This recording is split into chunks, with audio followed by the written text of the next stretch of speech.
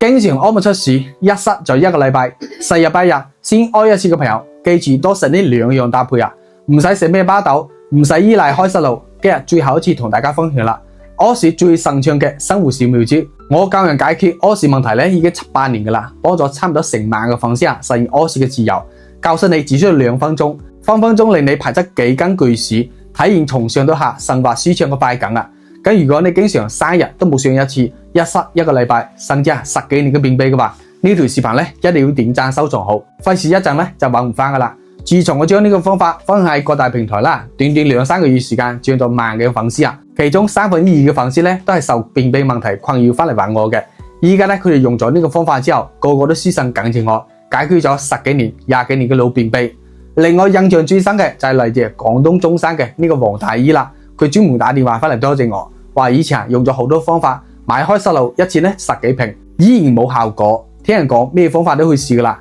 便秘咧依然係斷斷續續嘅，屙屎屙成個鐘頭都冇得，好冇容易屙出嚟咧都係幾甩又黑又硬嘅又乾嘅羊蛋屎啊！後來刷到我呢條視頻，佢抱住試試嘅心態用咗我呢個方法，點知效果犀利到佢估都估唔到，佢話真係相逢恨晚啊！以前花錢都係冤枉錢嚟嘅，走咗好多彎路，依家用咗之後，一去屙咧就一大堆，從上到下絲滑順暢，從來都冇試過更舒服。依家每日早上唔使鬧鐘叫醒，整時整點大號報到啊，成個人精神飽滿㗎，日日都去跳廣場舞。用佢嘅話嚟講咧，同通坑渠都冇咁快啊，3-2分鐘排出一大堆啊！今日咧，我就將呢個方法毫無保留、最後一次免費咁分享俾大家。如果你都受長期屙唔出屎問題困擾嘅話，一定要點讚收藏好做筆記啦，轉發俾你身邊關心嘅親朋好友，等佢哋都受益。方法好簡單，只需要準備火麻仁、桑葚、大麥、荷葉、甘草、紅玫瑰、山楂、粟米鬚、決明子、萊菔子、